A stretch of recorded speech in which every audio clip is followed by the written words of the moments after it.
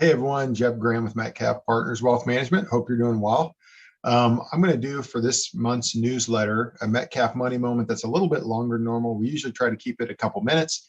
This one may be 5 to 10 minutes because I have a few slides that I'd like to go through with you, being that this has been a pretty volatile year in the market. And when I say volatile, it's been not a great year in the market so far, which is not too unique. However, I do have a few things that I'd like to go through with you. So what I want to do is I'm going to share my screen real quick.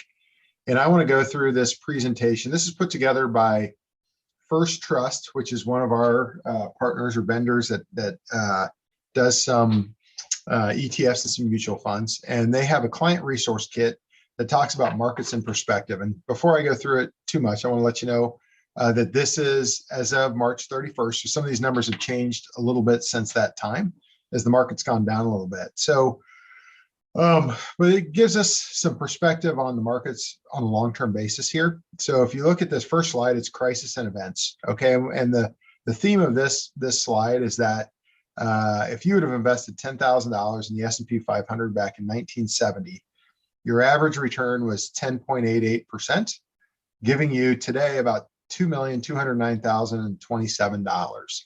We've had a lot of conversations with people, and there's been a theme that people feel like this is a unique time in the market, which I would totally agree with everybody that says that, is this is certainly unique because we've got inflation, we've got rising interest rates, we have, a tech bubble that I don't know if you call it a bubble, but this tech market has burst a little bit because of rising interest rates, and growth stocks have struggled because of that. And we've got a war in Ukraine. We've got an election year. So what I'll say is, yes, this circumstance is unique. However, unique circumstances are not unique, meaning we've been through many, many unique circumstances that we haven't seen before. And what this shows is a lot of those different circumstances. So for instance, 9/11 terrorist attacks. We've got Hurricane Katrina. We've got the birth of the iPhone. You go through, we've got the pandemic in here, the Boston Marathon bombing. So we've got some positives, we've got some negatives. We've got the Lehman Brothers when they filed for bankruptcy, and we went into the financial crisis around 2008 and 9. And the reality is the market's been through many of these unique circumstances before and has continued to move forward to new heights. Not saying that is guaranteed in the future, but that is what has happened historically, and that's what we can use to help us make decisions about what we think might happen in the future. So next one is entry year declines versus calendar year returns. We've sent this slide out many times. We have another vendor that puts together a presentation that has this same slide in there. And what this slide talks about is the stock market, how it ended up the year versus its intra-year decline at some point during the year. And what that means is at some point during the year, the market was off of its recent high by a certain percentage. So let's look at one that we all remember very well, which would be 2020. And if you look at 2020, at one point in time, the S&P 500 was down 34% off of its most recent high, and it ended up the year at positive 16% off of the prior year end. Okay, so if we go back through all the way to 1980, it's a common theme, and there's many, many years that have these similar circumstances. There's also years where it didn't work out so well. 2008 is one of them, where at one point in time, the market was down 49%, or the S&P 500 was down 49% off of its most recent high, and it ended up the year down 38%. So it did get better from the low, but it still ended up negative. And, every few years, we're going to have a negative year in the market. Historically, we have, and that's just kind of part of the process and part of how it works. However, we have had a lot of people recently saying that they think that there's no way that the market could possibly be positive by the end of the year. And I would say they very well may be right. But I would also argue that that is not necessarily a given right now. There's certainly the chance that we have a rally in the second half of the year, and that the S&P 500 could even be positive. But then again, it also could be a negative year. So that's that slide. Okay. The next slide, the headline is Stocks Won. Okay.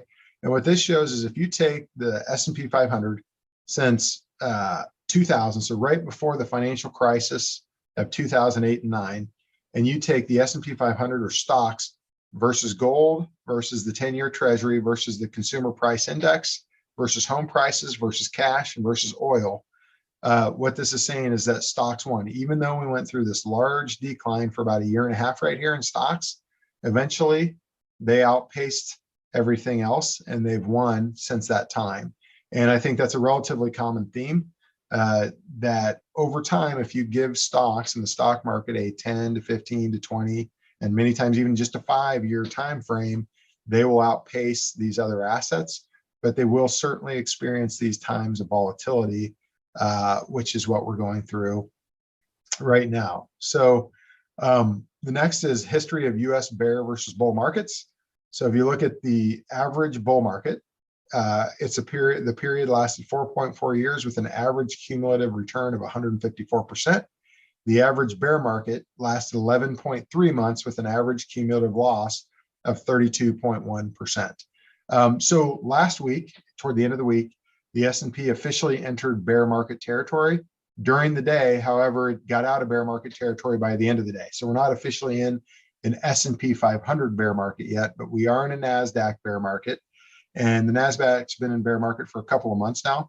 And for anybody that doesn't know what a bear market is, that's when any index that you're looking at or any stock or anything. So let's take the S&P 500, for instance. If that's down more than 20% off of its most recent high, which the S&P's most recent high was at the beginning of January, if it goes down more than 20% off of that high and closes the day there, then we're officially in a bear market.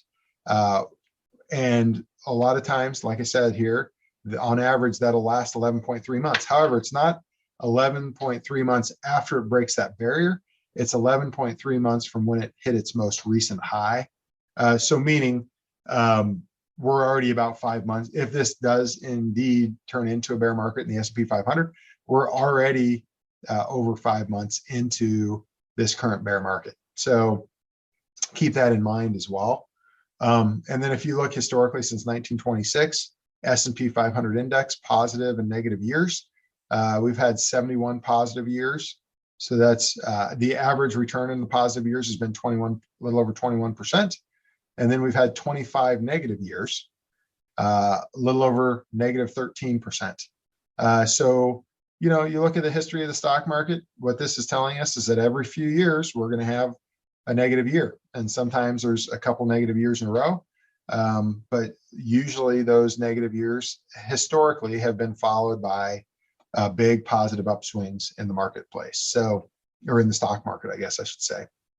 And then, probability of positive returns on the S&P 500 index since 1937. I'm not going to go through the slide too much, but what it's saying is on a 10-year basis, if you hold stocks on any given 10-year window since 1937, you've made money 97.3% of the time by owning stocks. On a one day, however, it's about a 50-50. You make money about 53% of the time in the stock market on a one-day basis, meaning the S&P 500. It's up about 53% of the time on a one-day basis. On a one-year basis, 77% of the time. And the further you go out, the higher that probability of making money is, which is, in essence saying stay invested for the long term. And typically that's going to work out in your favor, or historically it always has. So daily volatility, and this is a good one to talk about this year. This has been in my mind, a very volatile year in the market. And what they say by volatility is how many days has the S&P 500 been either up or down more than 1% in the day. And if you look at it, as of March 31st, there was 32 days in 2022 where it's been up or down more than 1%. My guess is by the end of this year, it's going to look a lot like 2009 or 2020, or 2015, where you've got, 100, possibly, somewhere between 75 to 100 plus days where we have over a 1% swing in the S&P 500 in one day. So that volatility is here this year for sure, and it may continue to go throughout the remainder of the year. However, where we have these big down days or big volatile days, let's take 2008, I think is a good one to look at. So this is talking about one-day returns, and then how's the market done 1 year later, 3 years, 5 years, and 10 years later. October 8th of 2008 is just one I'm just literally picking out of the blue here. was down 7.62% in one day. 1 year later, it was up 17.7% from there. 3 years later, it had averaged 16.57% per year. 5 years, 12.73% per year.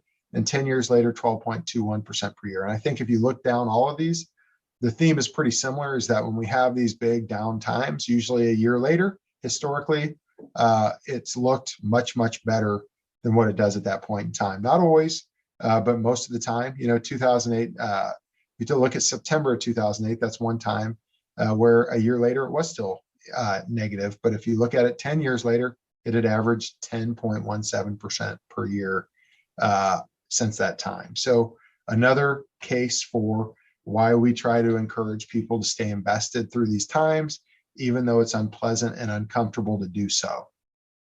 And then lastly, it just talks about when the S&P 500 since 1942 to 2022, how often is it down more than 20% off its most recent high? And it's about once every 5.75 years. So and the average length is 339 days. Like we said, about 11 months. And the last time that happens, March 2020. So hopefully this has been, at least, I don't know if I want to say encouraging, but has been something just to think about and to keep that long-term thought process in perspective. I think the key is to stay invested through these times. And if you are a person that's nearing retirement or needs some liquidity, I think the other thing is to make sure that you're getting with us and that we're doing the proper planning with you. Cash flow planning, so that if you're getting ready to retire, let's say in 2 years, we want to make sure that we keep a couple of years of conservative investments or a short-term bucket put together, so that we're never going to be forced to liquidate any of our equity positions at an unfavorable time, so that we're keeping that liquidity for the short term. So this has been a Metcalf Money Moment. If you have any questions about your own situation, please do not hesitate to give us a call or to set up a meeting. And we'll look forward to talking to you